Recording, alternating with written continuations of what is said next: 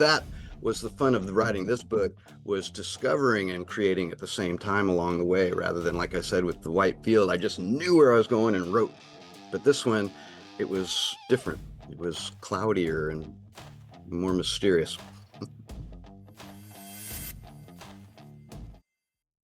Some experts chase attention, but the smart ones build authority.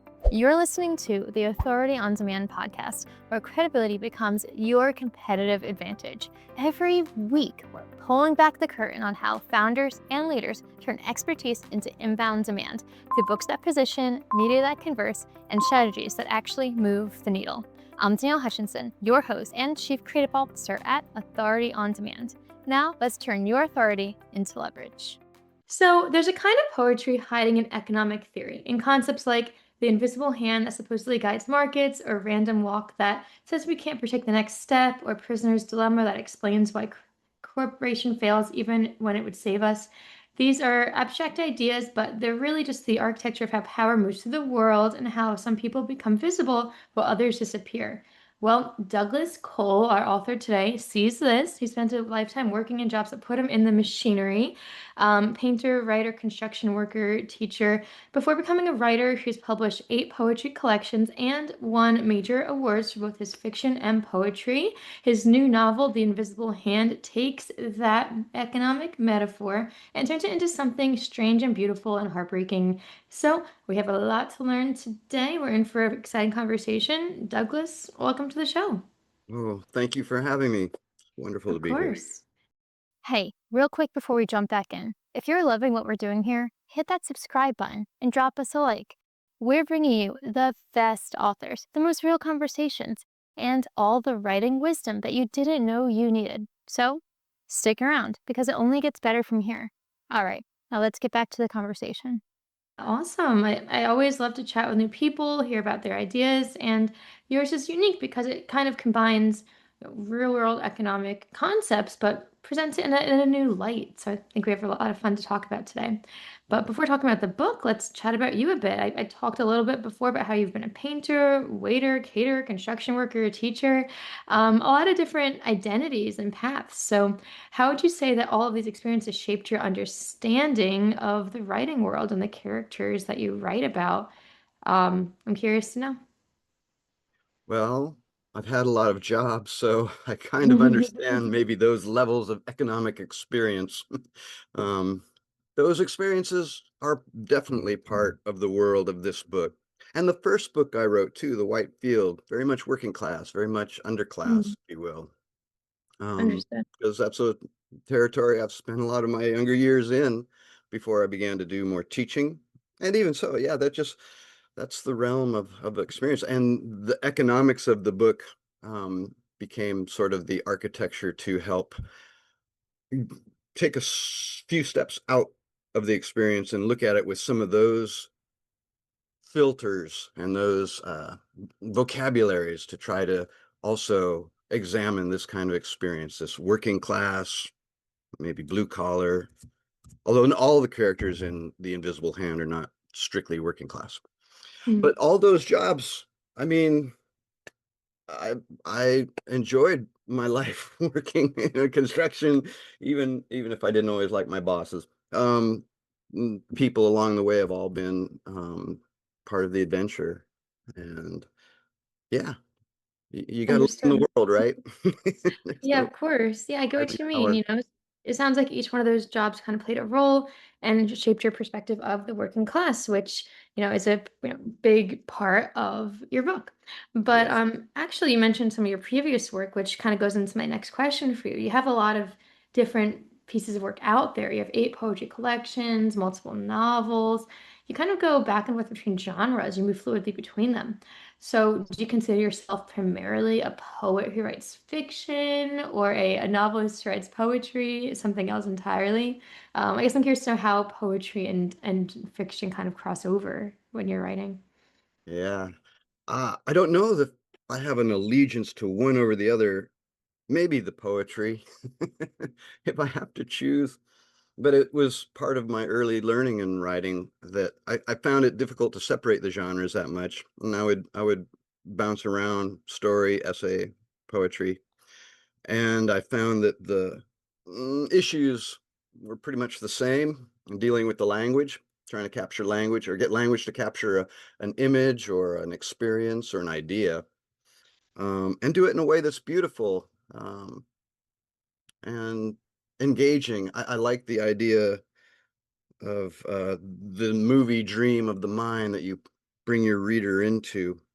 And I was always kind of entranced by the way writers could take me out of my world, out of but also give me all these new ideas to think about when I came back into my world. And so that was always my adventure, whether it was poetry or stories. Sometimes I just feel more like this has to be a story. I need more room, or sometimes I like the quick flash of the dream sequence of a poem. But even a long poem can get more developed and be a richer world. So I never really felt anchored in one or the other, and always felt that the kind of issues I was dealing with in the revision or the creation, whatever the genre, didn't really feel that different.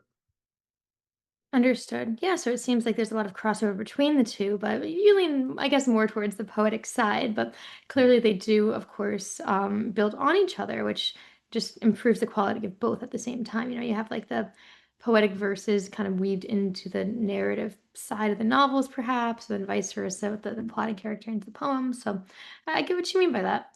So let's transition into the invisible hand itself. I mean, it's directly references Adam Smith's famous economic concept, which I touched upon in the introduction. So tell us a little bit about that. Would you to use this as a central metaphor for your novel? Good. Yes.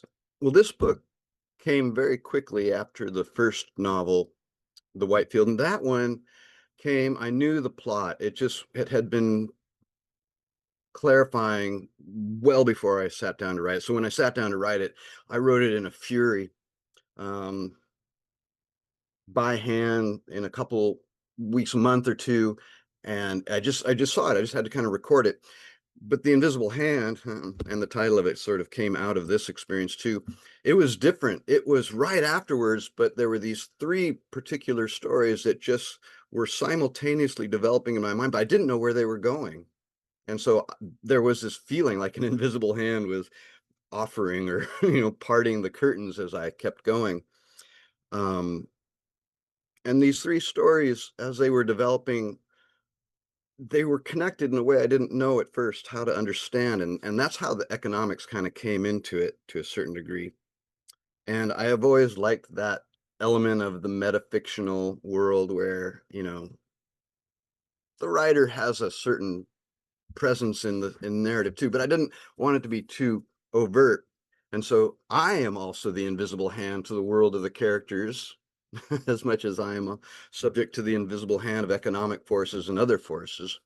So the stories really started to materialize and interweave, and then this idea of the invisible hand kind of creating the whole structure, me, the writer, characters. Um, it started to coalesce around that idea of an invisible hand. I couldn't just connect it from the economic, and I started to sort of see the way in which there was this kind of economic critique going on in both the Whitefield and the Invisible Hand. This people I'm writing about are affected by these economic ideas and the powers of the economy that they don't necessarily have their hands on the levers of. And so that economic began to come forward. I hadn't in the early stages decided to use a lot of those terms for chapter titles, but I knew pretty early on it was going to be the invisible hand. These people's lives are being there's a tension between their freedom and their choices and the forces that are affecting them. I knew that was kind of at the center. Understood. Got it. Yeah, which I think it's really cool how you drew upon that concept though, and just kind of developed it into something completely new and in more of like a narrative form. So I think that's just really cool that you've done that, and developed characters based off of it too. I mean, you have at the beginning even with the daughter watching her father receive the guilty verdict. It was kind of like a moment of dream detachment, right? Time slowing down. So tell us about that. Like, why choose that moment to open the novel? I'm glad you asked me that because I've been thinking as I've been talking about this book a little bit more and looking at it a little more outside of it.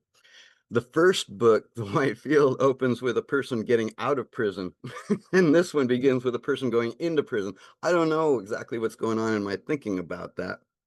But again, this character going into prison, it's an interesting moment because that's this character, Sarah's father, and her testimony has been part of his conviction.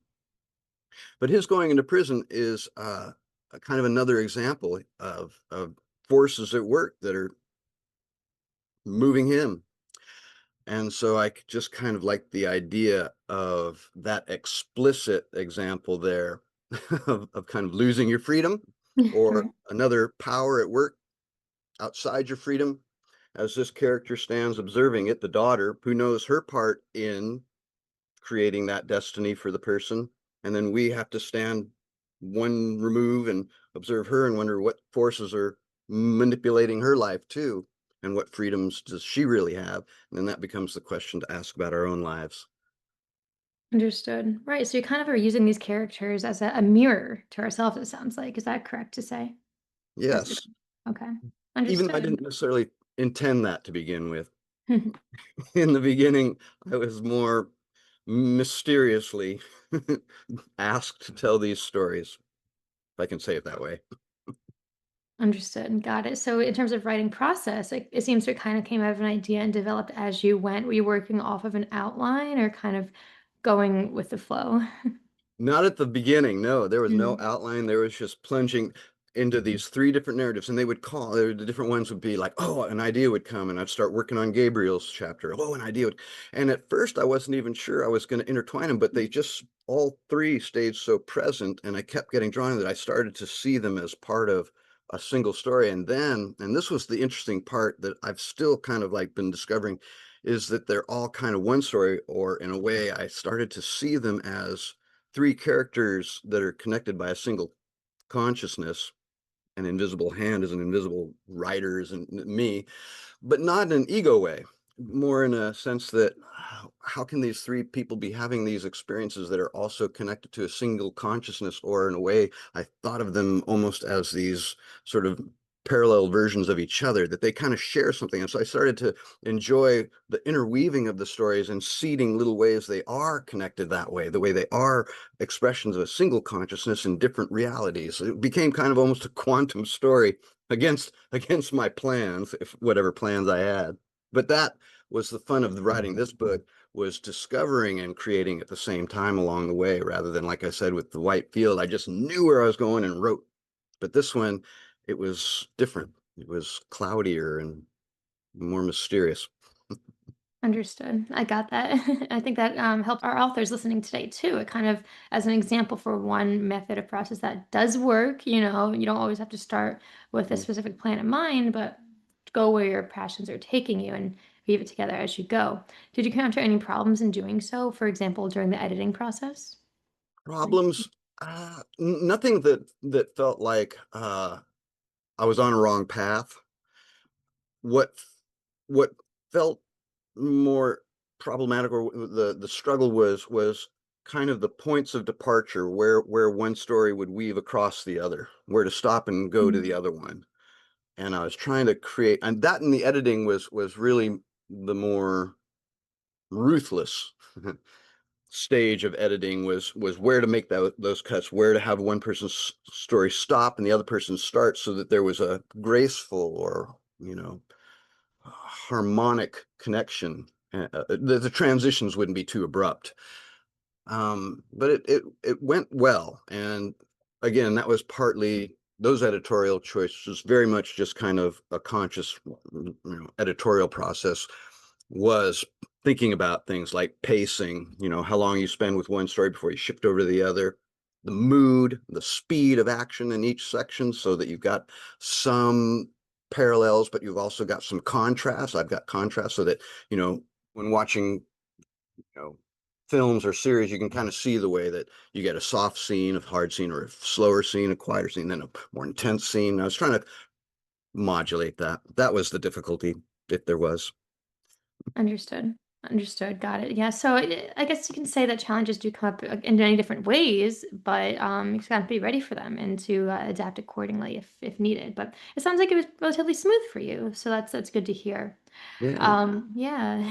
it's fun, um, of course, of believe course. it or not. So, kind of going into the prose itself, I mean, it's been described as lyrical and weaving. So is that something that you do purposefully, or is that something that you kind of just do naturally? I mean, do you revise specifically for the rhythm and the sound in a way a poet would, or does it kind of just come naturally to you? Yeah, I think revision for me is always it starts globally, structurally, big pieces and parts, plots, and development of areas of characters and stuff like that.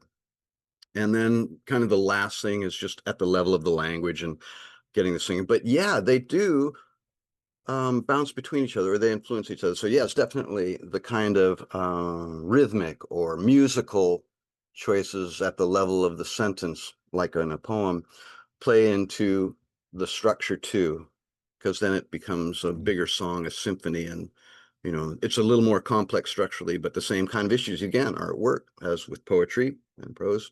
To get it to work harmonically, musically, and rhythmically, yes, that's a matter of pacing. That's a matter of, chapter ending and beginnings. What's going on at the beginning of a chapter and an end of a chapter, and how that mirrors what's going or contradicts or contrasts with the beginning and ending of the next one. Yeah, it is a very musical, poetic kind of a process. I hear that. Yes. Yeah, I like that. And I think for anybody who's also an author but has their are dabbling in the poetry realms or even the music world too, can kind of relate that to you. I mean, because you even structure your book like that, like trading fours. I see. You schedule it into four different parts, like jazz. So tell us a Yeah. little bit about that. I feel like it's definitely a pattern here. Well, good friend of mine, Charlie, my friend Charlie Steele gave me a copy of The Triggering Town by Richard Hugo about writing poetry. And he says your allegiance should align a little closer to the music of the language than an attempt to try to create a factual representation of an event. So I think it begins there a little bit. Um, and whatever it is that makes poetry magical and lasting and work in the brain, I kind of think that's the same thing that will still make a piece of fiction work. Mhm. And I think that I've always had a little bit of a prejudice, I think, towards those writers who do both. Writing Maya Angelou, Jim Harrison, people who Mhm. write both poetry and prose tend to kind of have a little bit of both going on in both, and I've always been drawn to that too. Understood. And so it sounds like you're kind of inspired by those authors as Yeah. well, which draws your methods too. So I like that. Yeah. So this book is not your first. Something tells me it's also not going to be your last. So tell me, do you have any other projects that you've been working on that we can be on the lookout for after we're done checking out The Invisible Hand? What else is on the agenda? Well, I have a screenplay I've been refining of the first novel. I've got a collection of short stories that I'm waiting to finally revise and let out. But I don't have I mean, I got a bunch of stuff, but right now it's primarily this book I'm focused on, and this year after its publication, ushering it into the world takes some energy and time. Uh, then I can sink back down under the waves of society and go back to work. Understood. Okay. Okay. Well, I guess in the meantime, then what we can do is connect with you on socials and stay in the loop and check out the book itself, The Invisible Hand. So, where's the best place people can head to get in touch Oh, and get connected?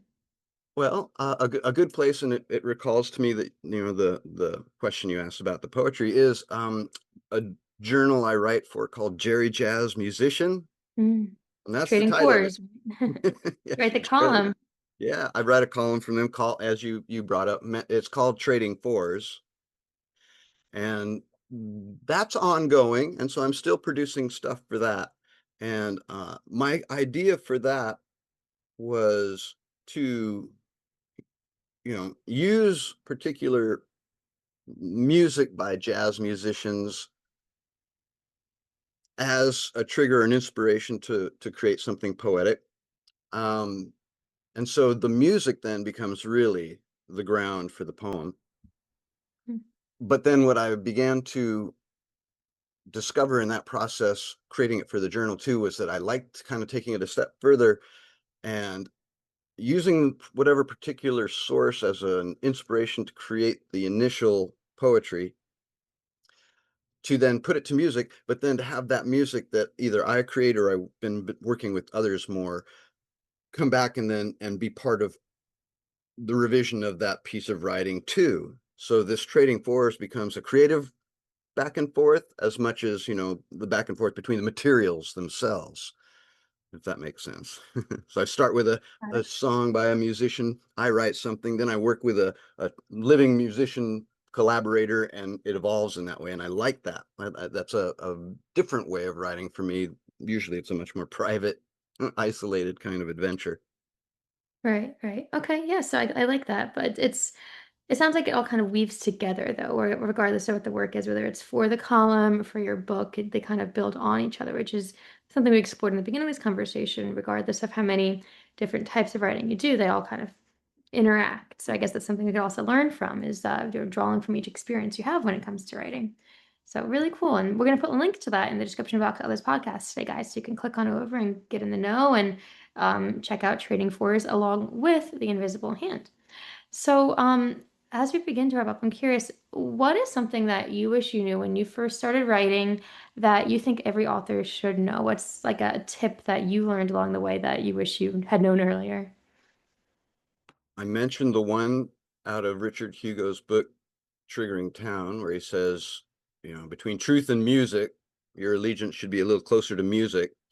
And that's a good idea because I saw that reinforced a little bit later. There's a writer by the name of Patricia Hampel, you may have heard of, and she's got a beautiful essay called Memory and Imagination. And she says explicitly that, as hard as you may try to represent something factually, your imagination is a part of the language process, and you will inevitably, have details that are not quote unquote factual, but that the real adventure or the real beauty of the writing process is to allow that.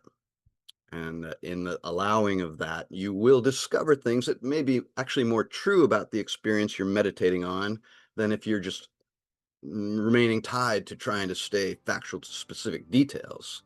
And I like that. And that's always been something that I think is the most fun about this kind of art, is the mystery that you're up against and that you're exploring each time, rather than feeling like I'm going to go to the page and I have everything ready, even though my first novel was that way. But That's a wrap on another episode of the Authority on Demand podcast. If today's conversation sparked something in you, don't keep it to yourself. Share this episode with a founder or a leader who's ready to stop being the best kept secret in their industry. If you want to turn your expertise into inbound demand, head to authorityondemand.com to see how we help clients go from unknown to in demand. I'm Danielle Hutchinson, and I'll catch you on the next one. Now, go build some authority.